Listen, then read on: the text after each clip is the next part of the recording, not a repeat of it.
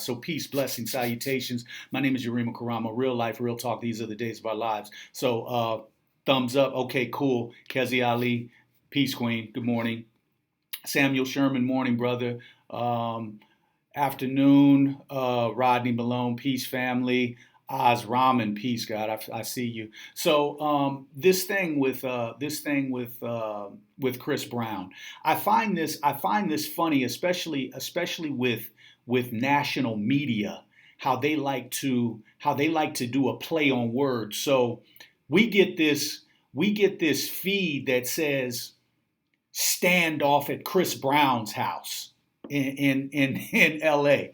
and it says something like this. Well, first of all, before we even get to the standoff, so this white woman calls the police on Chris Brown, says that he pulled a gun and says, "Get the hell out of my house."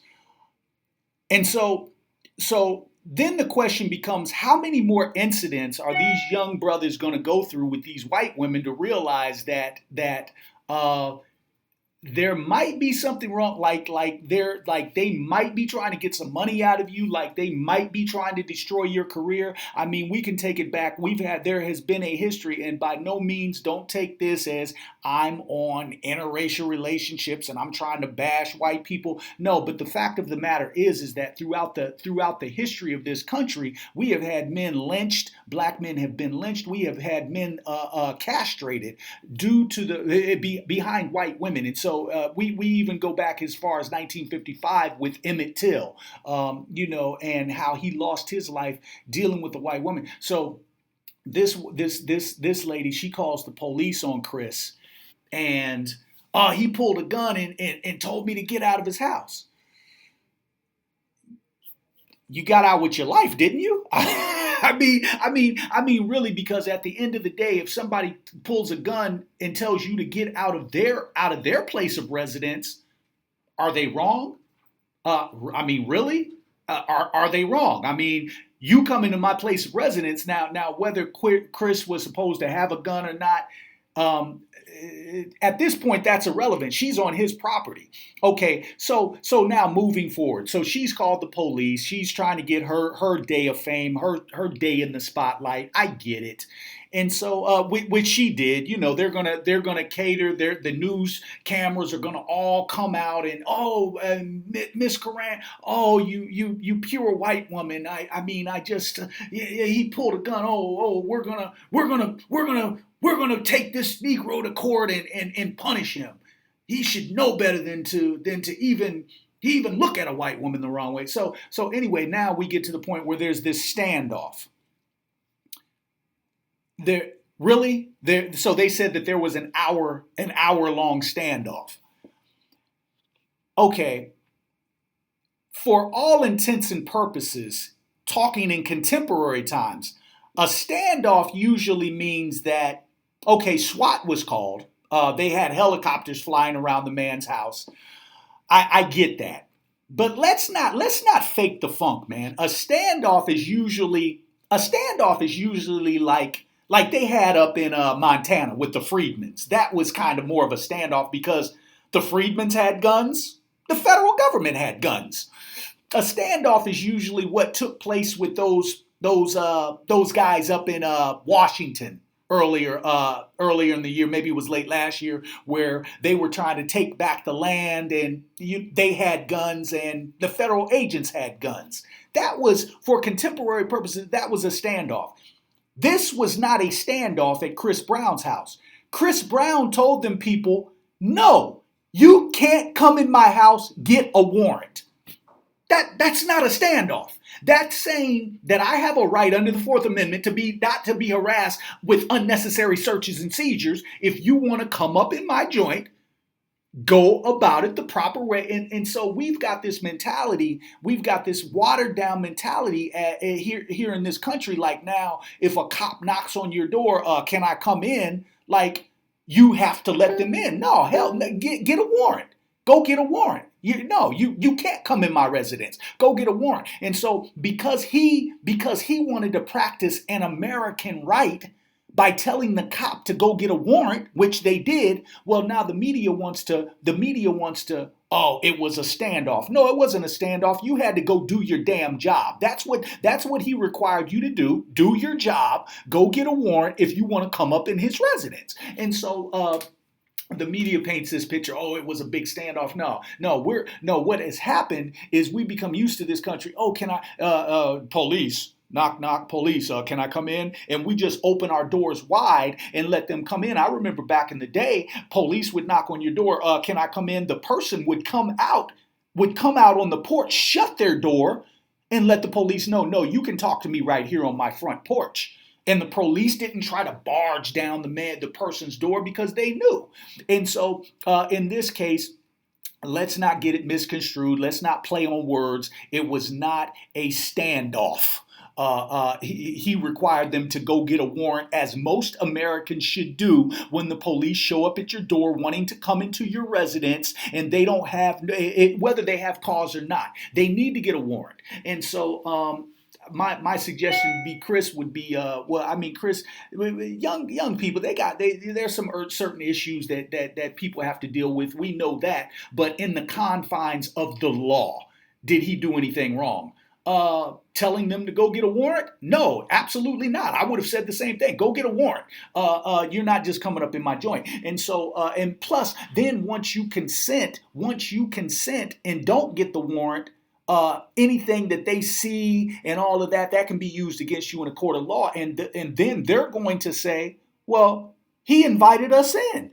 He invited us into his residence. So therefore, we had a right, whatever we saw that was illegal or whatever. So yeah, he did the right thing. It wasn't a standoff in the sense he didn't have no gun shooting out the window. They didn't call a psych to try to talk him out of the house as you would in a standoff. So the next subject is and I just I get I got an inbox. I did a thing the other day on as you know, on whether we are African American, that sort of thing, and the play on words, how they have progressively, first we were Negroes, then we were colored, then we were Afro Americans, now we're African Americans. And my argument was that when you say African American, that encompasses the whole continent of Africa. So where on that continent are you from? And so with that segment, I got an inbox from a brother saying, hey, Yarima, I really got to talk to you because we're not Africans. And so, and I, I'm always, like I said, we feed each other, we learn from each other. I'm always willing to listen. And so the brother was like, we're Israelites, and this is why.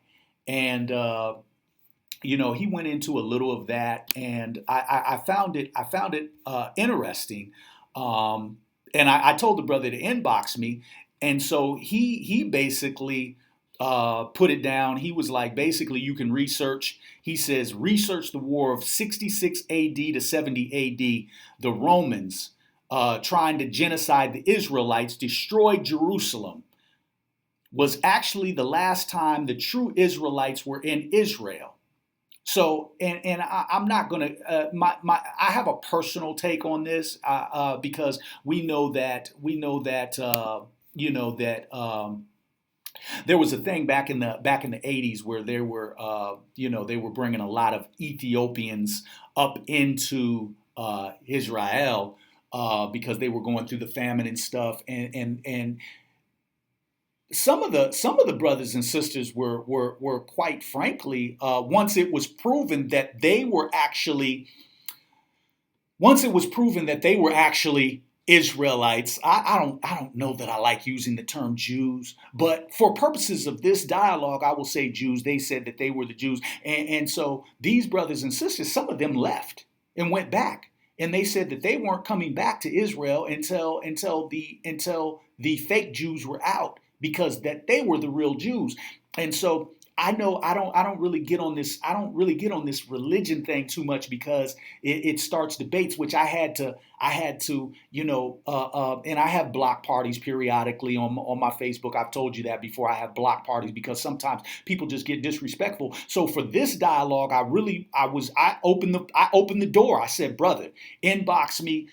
I'm willing to listen and learn. I'm willing to be the student. And so then, you get somebody who gets on here with the disrespectful, because some people just can't talk religion and politics. They just really can't have that dialogue because they get so consumed in their emotions that they can't think rationally outside of their emotions. And so, which is why really don't like to have those kind of dialogues and talks, because I know that it can be, people get in full blown fights behind religion and politics. And it's really not that, it's like jive, not that serious, because we're all spiritual beings having a human experience, and I'm trying to live the fullest human experience while I'm here on this plane of things made manifest. So to me, it's not that serious, but to others, it's very, very serious. And so the brother goes on to say the 12 tribes scattered. So after the Romans came in to destroy Jerusalem, the 12 tribes scattered and fled into Africa. Slaves did not come from all over Africa. They came from one particular place in Africa. The area was referred to as the Slave Coast, which if you look up the map of 1747, it will show the kingdom of Judah, which they purposely erased off the map. West coast of Africa, and by the way, they have done the DNA test. Most Negroes in America, Brazil, Caribbean islands, West Indies, Haiti, Puerto Rico, our DNA traces back to the west coast of Africa. Today, the area is called Quita, which means Wida or Judah. We make up the tribe of Judah. You can also go to Zondervan's Concordance. It will give you the definition of Negro. It traces us back to the Limba tribe in Africa. They did the DNA test on the Limba tribe and found out they are direct descendants of Aaron, which was Moses' brother. It's been proven with DNA. I know it's a lot of information. So this brother's he's going in with some historical analysis on this. I want to get your take back because I opened the door for him. I actually would love to do an interview with this brother, but I want to make sure that the emotional aspect is kept in check. And then the question becomes: are these, because when we trace here's my problem. Here's my problem. I appreciate that, Mike G. I see you, family. So here's my problem. When we go into biblical text and we start tracing back and we start using the Bible, okay. Here's my issue with that is that, one, we have been here for millions of years. Actually, the European is new on the scene, so we have been here for millions of years.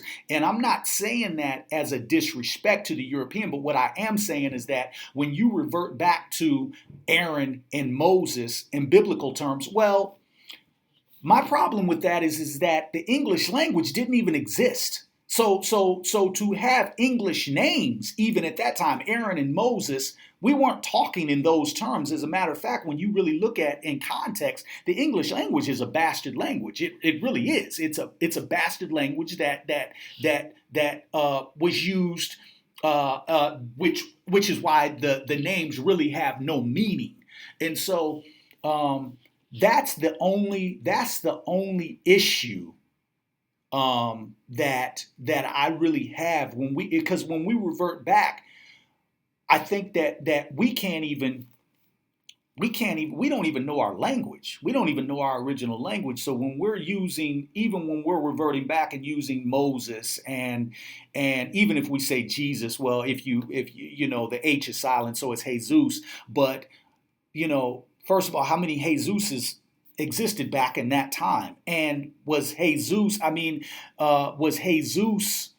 was that language being used, which was, I mean, we can revert back to Latin, but when we start using the English language and we know that these people existed on the continent of Africa. See, when you start talking about Moses and Aaron and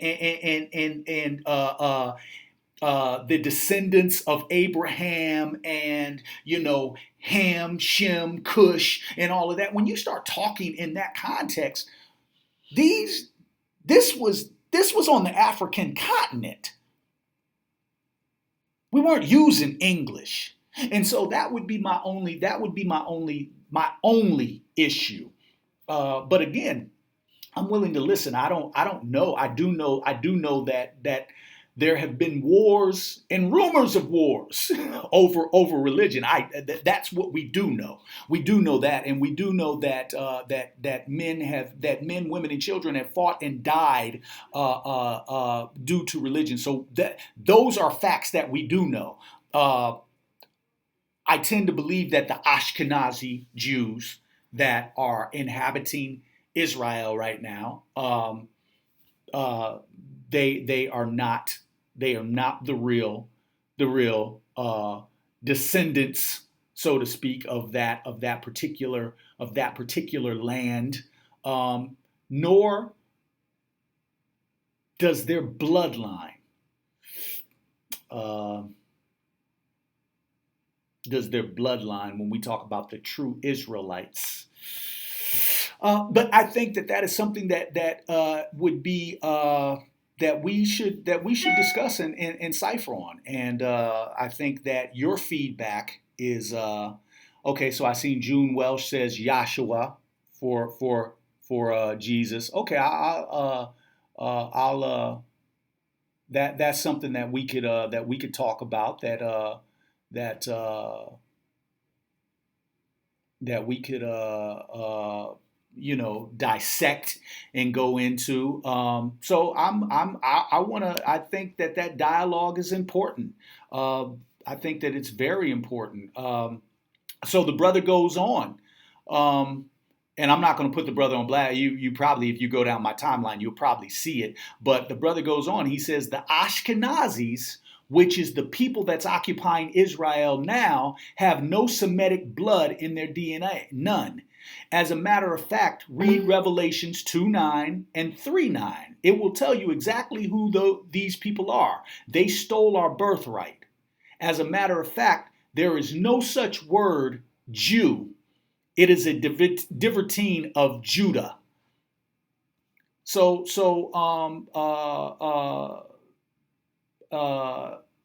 And then he goes on to say they really never told us what Hitler was really saying. And then he's got a little thing here, and he says he goes on to say, and I'm doing this for I'm posting this for a reason. Trust me, there's always a method to the madness. So he goes on to say that read Deuteronomy chapter 28th chapter. The first half of the chapter talks about if our ancestors Israel obey the Lord's commandments, this is how the Lord would bless Israel. The bottom half of the 28th chapter goes on to say what would happen if Israel did not obey and follow the Lord's commandments and statutes, verses 58 through 68, that describes our ancestors, how they would be taken back to Egypt in chains on ships and scattered in a foreign land. It's only one group of people that went that. One other note, when our ancestors left Egypt the first time, the Israelites left Egypt desolate. Meaning, and I'm not sure he has this right, this name right, or the word right, because he says desolate, meaning the Israelites left with all of Egypt's wealth. Why? It was payment for the 400 years of slave labor. This is why this country is under judgment. It's a biblical principle. They owe the Negro. They know it, but refuse to even acknowledge it. That's what this battle is really over. That's why they would rather kill us off than pay us what they owe. If you look throughout history, they have always tried to genocide us. This is nothing new, but it really is a spiritual battle more than anything else. And so I'm going to leave that right there, because there is some. I always say there's truth in a lie, and so the brother that wrote that, there were some truths in there that I particularly recognize. But I want your feedback. This is for you to build the dialogue and not get into the emotional. We have to get past the emotional thing, especially when we're trying to really find out who we are. And to some it doesn't matter. To some of us, it doesn't matter who we are. But to some of us, for context, it kind of does. And so I just wanted to put that out there and go from there. And so my name is Yarima Karama. You see, I got my TWID gear on. I'm gonna keep it black. Just got inbox from that brother. I'm going to be doing another interview with BB soon, or better known as Carver's Hadnot, who is the brand maker for the TWID clothing line. So I got my TWID gear on. He specially made my Yarima Karama gear. And so shout outs to that brother. And you can see the Yarima Karama brand on the side of my hat. So I want to give that brother a shout out. Whenever I'm wearing somebody's gear, I want to make sure that they get that recognition. And yeah, but this is a conversation. Inbox me. Like I said, I would like to get that brother on. I'm going to inbox him and see if he wants to do an interview. I think it's a great teaching moment. I just think that we need to the proper research has to be done, or at least an explanation given as to why those European names were being used on the African continent, when we know that was not the language. And we also know my thing is that taking it in its full context. Okay, so we have missing books from the Bible. We have missing books. As a matter of fact, some of those missing books that are missing were those missing years when Jesus went into those Egyptian mystery systems to learn knowledge of self and that sort of thing. Because we know that there was when we talk about, I think it was the 12 years he went missing. He went into a system of thought, a system of knowledge of self, to get knowledge of self, to gain that power that we were able to see. And so, and I'm talking from a spiritual aspect right now. I'm not talking about from a physical aspect. So get what I'm saying here, because we know that, first of all, there's missing books. But we also know, which is why it's so important. It's such an important read, the metaneta. It's so important. Read the metaneta and the Egyptian mystery book of the dead. But so we know that he went into these schools of thought. But we also know that Constantine had scribes. I think it was 50 or more. Changed the whole context of the Bible, because he was trying to fit an agenda.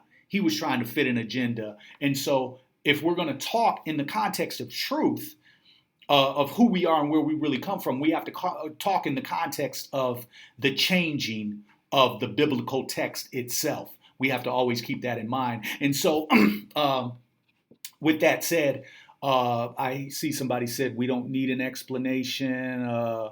We need things to be corrected. This is peaceful, passive nonsense, has never worked. We do need things to be corrected. I totally agree. And so my name is Yarima Karama. Hit me up, www.yarimakarama.com. Go to my webpage for booking, messaging, as well as find out my performance dates and locations. Tomorrow is the day my album drops, Up From the Trenches, Out of the Tombs. You can look for that. It'll be on Spotify, Amazon, iTunes, Bandcamp, CD Baby, and a host of others. And shortly after that, it should be on Pandora, I guess, within the next 6 to 8 weeks. So be looking for that. And let's have this discussion. And no, Chris Brown, that was not a standoff. That was get a search warrant if you want to search my shit. So, with that said, my name is Yarima Karama. Peace, blessings, salutations. I'm out. One. Until next time, love.